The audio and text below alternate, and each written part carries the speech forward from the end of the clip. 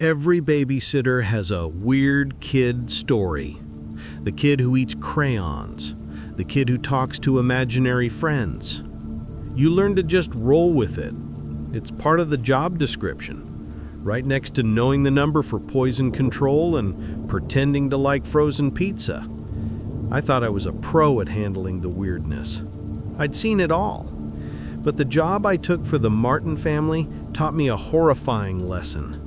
Sometimes the imaginary friend is the least of your worries, and sometimes the weird kid is the only one trying to save your life. I was in my sophomore year of college and desperately needed cash. I found a posting on a community board for a sitter for a 7-year-old boy named Leo. The pay was incredible. The house was in one of those new, expensive suburban developments where every house is a slightly different shade of beige. It was a picture of boring, safe normalcy. Leo's mom was a friendly, high-energy woman who gave me the tour in a blur. "He's a great kid," she said. "Just a big imagination. He has an imaginary friend, Mr. Giggles. You'll probably hear all about him." Leo himself was a quiet, serious kid with huge, dark eyes that seemed to see a little more than a 7-year-old should. When his mom introduced us, he just nodded solemnly. The first thing he said to me after his parents left was, "Mr. Giggles has some rules." I smiled, playing along. "Oh yeah? What are the rules?" Leo held up 3 small fingers. "Rule 1, he said, his voice a serious whisper, "Mr. Giggles doesn't like the color red. It makes his eyes angry." I was wearing a red university sweatshirt. I saw Leo's eyes flick to it, and a flicker of fear crossed his face. I just chuckled. "Rule 2, he continued, ignoring my amusement. "We have to be very quiet when the wind stops. That's when Mr. Giggles is listening the hardest." "And Rule 3? I asked. Leo's face became grave. "You must never, ever look out my bedroom window after the porch light burns out. That's his special time." I spent the next few hours trying to play with a kid who was more like a tiny, paranoid warden. He'd flinch every time he saw my red sweatshirt. He'd put a finger to his lips and freeze every time the rustling of the autumn leaves outside went silent for a moment. I tried to reason with him, telling him Mr. Giggles sounded a little bossy, but he just shook his head, his eyes full of a genuine fear that was starting to unnerve me. Bedtime was a relief. I tucked him in, and he made me promise I'd remember the rules, especially the one about the window. I promised, just to get him to sleep. I went downstairs and settled on the couch to watch a movie, the house finally quiet. Around 10 p.m., a storm rolled in. The wind, which had been whipping the trees around all evening, suddenly died. The house fell into a deep, profound silence. Rule 2. I felt a ridiculous shiver go down my spine. I told myself to stop it, that the kid was getting in my head, but I couldn't shake the feeling. The silence felt heavy, watchful. I was staring out the big living room window into the dark, rainy night when the porch light flickered, once, twice, and then went out with a soft pop. My heart started to pound. Rule 3. I sat there on the couch, my movie forgotten. The house was completely dark, save for the dim glow of the TV. My rational mind was at war with the primal fear that Leo had planted in my head. This was stupid. It was a kid's game. It was a faulty light bulb. It was nothing. But I couldn't stop thinking about that last rule. Why that window specifically? Annoyed at myself for being so spooked, I decided to prove how silly it all was. I stood up, my legs feeling strangely heavy, and went upstairs. I walked down the dark hallway to Leo's room. Peeking in, I could see his small shape fast asleep. The window was at the far end of the room, looking out over the front lawn. I crept to the window. my bare feet silent on the carpet. The porch below was a pool of blackness. I told myself, see, nothing, just a dumb rule. I placed my hands on the sill and leaned in, pressing my face close to the cold glass to get a better look. And then I saw him. He was standing on the lawn, directly under the dead porch light, half hidden by the shadows of a large oak tree. He was impossibly tall and thin, his limbs like bent twigs. He was wearing a tattered dark suit and a grimy bowler hat. But his face was a stark white mask with two crudely painted black holes for eyes and a wide, fixed, joyful red smile. It was a clown's face, but a nightmare version. He was perfectly still, his head tilted at an unnatural angle, just staring up at the house, staring up at Leo's window.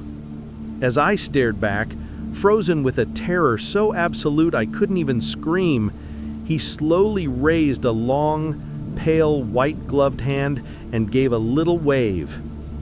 Then a sound drifted up from the lawn, a sound that bypassed my ears and drilled directly into my brain, a soft, airy, high-pitched giggle.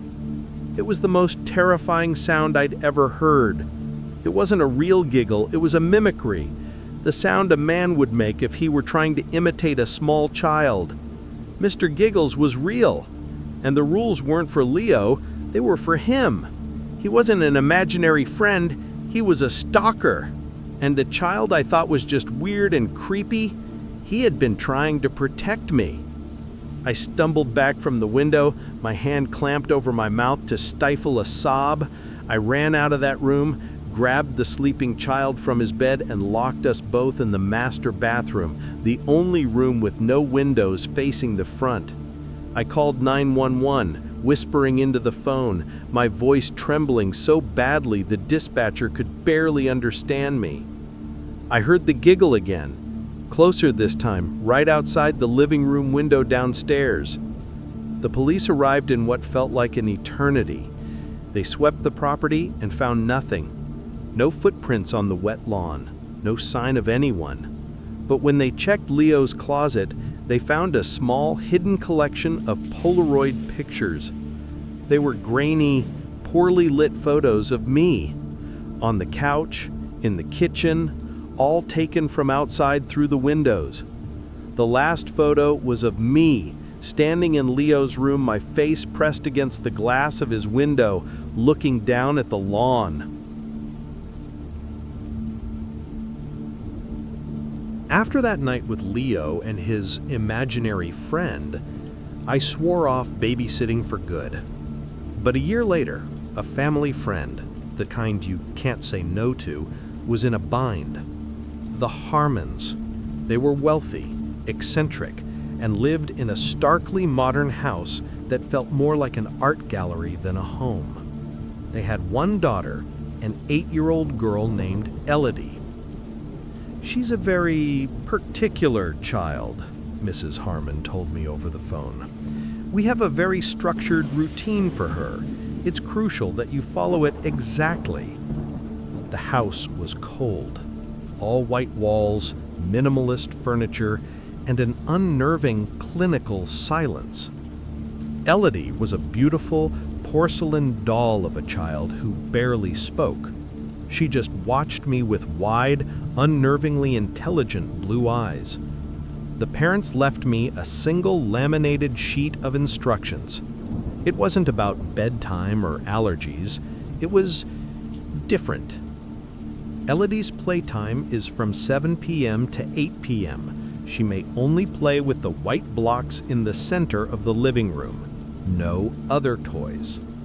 From 8 p.m. to 8:45 p.m., the lullaby must be playing. It is the only music file on the tablet.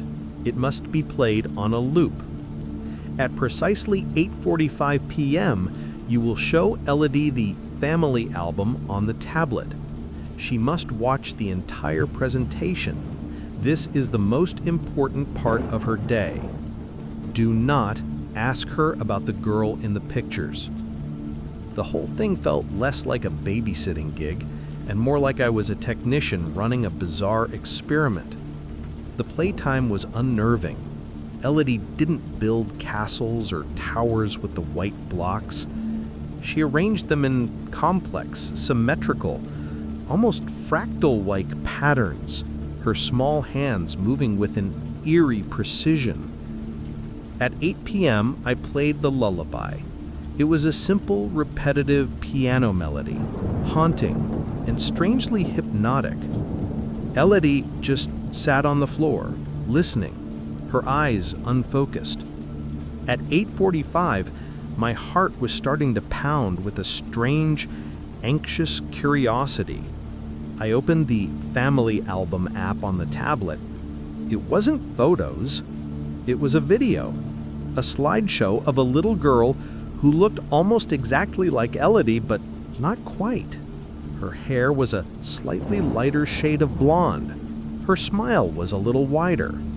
She was laughing in a sun-drenched garden, hugging a golden retriever, blowing out candles on a birthday cake. Elodie watched the screen, her expression completely blank, her lips moving silently, mimicking the unheard words of the girl in the video. "Who's that?" I whispered, forgetting the last rule. Elodie turned to me, her eyes clear and cold. She said, "That's Elodie," before the reset. A chill went through me. I didn't ask any more questions. After the video, I put her to bed. She went to sleep without a word. I couldn't shake the feeling of profound wrongness. I started wandering through the cold, silent house. I found Mr. Harmon's office. It was unlocked. On his sleek, modern desk were a series of thick white binders. The first was labeled Elodie 1.0, decommissioned. The second, Elodie 2.0, current subject. My hands trembling, I opened the first binder. It was filled with pictures and medical files of the girl in the video, the real Elodie. There was a car accident report, a death certificate. The Harmon's daughter was dead. I opened the second binder, Elodie 2.0. It was filled with pictures of the girl upstairs, but there were also files, detailed psychological profiles, logs of her responses to stimuli, notes on behavioral conditioning and memory implantation. And then I saw the adoption papers. Elodie wasn't their daughter. She was a replacement. I was backing out of the office, my mind reeling, when I bumped into a filing cabinet. A drawer slid open. Inside, it was full of other binders, not Elodie, but other names. Sophie, candidate number 7, rejected. Chloe, candidate number 9, rejected. Each binder was filled with photos of hopeful-looking little girls from an adoption agency. This had happened before. They had tried and failed to sculpt other children into their dead daughter's mold. And what happened to the ones they decommissioned? The final binder was thicker than the rest. It was labeled Candidates Pending Review. I pulled it out, my blood turning to ice. I flipped open to a random page. It was a picture of me. A photo from my university ID page. Underneath, a single typed note. Potential caretaker or supervisor for Project 3.0. Profile suggests high empathy and low suspicion. Ideal. They weren't just vetting babysitters, they were scouting. I was next on their list for something. The sound of a key in the front door lock made me jump. They were home early. I didn't think. I slipped out of the office, down the hall, and out the back sliding glass door into the perfectly manicured, soulless garden. I ran. I never looked back. I blocked their numbers, blocked my friend's number. I dropped out of that university and moved to a different state. I don't know what happened to Elodie 2.0, but sometimes I wake up from a nightmare where I'm in a white room arranging white blocks into perfect patterns with a calm, synthesized lullaby playing on a loop forever. Being a babysitter in a city is one thing. Being a babysitter in the deep country is another. My last ever babysitting job was at the old Miller farm, a place so deep in the sticks it felt like the rest of the world had forgotten it existed. I was watching their 9-year-old son, Caleb, a quiet kid who spent most of his time drawing in a sketchbook. The parents, a grim, weathered couple, were heading into town for a rare night out. "Just one thing," Mr. Miller said as he was leaving, his hand on the doorknob. "There's a storm coming. We get visitors during the storms.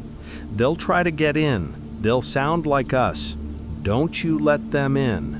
Not until you see the whites of our eyes through the peephole.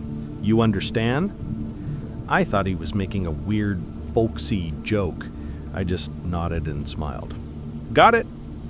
The storm hit around 9 p.m., a full-on Appalachian thunderstorm that shook the old farmhouse to its foundation. The power flickered and died, plunging us into darkness, save for my phone's flashlight and a few emergency candles. Caleb, who had been drawing at the kitchen table, didn't even flinch. "They be here soon," he said calmly, not looking up from his paper. "Who will?" I asked, my voice a little shaky. "The neighbors," he said, as if it were the most normal thing in the world. "They always come when it rains." Just then, a loud, heavy bang on the front door made me leap a foot in the air. A man's voice, muffled by the door and the storm, called out, "Honey, it's us. We forgot the spare keys. Let us in." It was Mr. Miller's voice. Exactly. But he'd just left 2 hours ago. They couldn't be back already. I crept to the door and looked through the peephole. The porch was empty. There was no one there. "Don't answer," Caleb said from the kitchen. "That's not Dad." The pounding started again, harder this time. Then Mrs. Miller's voice joined his, full of panic. "Please, open the door. There's something in the woods." I was torn. It sounded just like them. What if they really were in trouble? But Mr. Miller's strange warning echoed in my head. Not until you see the whites of our eyes through the peephole. I stayed put. The pounding stopped. The voices fell silent. I stood by the door, my ear pressed to the wood for a full minute. Then a new sound started. A soft, wet scraping sound coming from the back of the house, from the dog door in the kitchen. I ran to the kitchen. Caleb was standing on a chair, his small body pressed against the back door, trying to hold the flimsy plastic flap of the dog door shut. On the other side, something was pushing, scraping, trying to get in. And I could hear it whispering my name. A cold, inhuman voice, a perfect mimicry of Mr. Miller, was whispering, "Let me in, Sarah. Be a good girl." Then a long, pale, gray finger, as long and thin as a tree branch, poked through the flap. I screamed and grabbed the heaviest cast-iron skillet I could find. I ran to the back door, and together, Caleb and I shoved the heavy kitchen table against it, barricading it shut. We spent the rest of the night huddled in the central hallway, away from all doors and windows, listening to the things that wore the Millers' voices as they circled the house, testing every lock, whispering promises and threats. At one point, I heard my own mother's voice, perfectly replicated, begging me to come outside. Just before dawn, the storm broke, and the sounds stopped, a blessed, complete silence. A half hour later, we heard a car pull up. This time, when I looked through the peephole, I saw them. The real Mr. and Mrs. Miller, looking exhausted, their eyes wide and horrified as they stared at me through the warped glass. They didn't ask what happened. They just looked at the barricaded door, at Caleb's sketchbook, which he'd left on the table. He hadn't been drawing monsters or superheroes. Every page was a sketch of their farm with one difference. In every drawing, standing in the fields, by the barn, peering from the woods, were tall, impossibly thin, gray figures with long limbs and no faces. The neighbors, he'd called them. The Millers didn't just live in the middle of nowhere. They had a permanent, terrifying neighborhood watch. I took their money and left. As I drove away, I saw Caleb sitting on the porch swing. He waved at me, and as he did, he smiled. And his smile was too wide, and his eyes were too dark.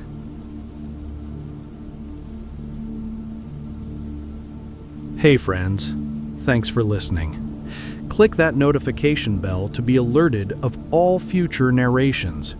If you got a story, be sure to submit them over at the comments section, and maybe even hear your story featured on the next video. Thanks so much, friends, and I'll see you again soon. Good night.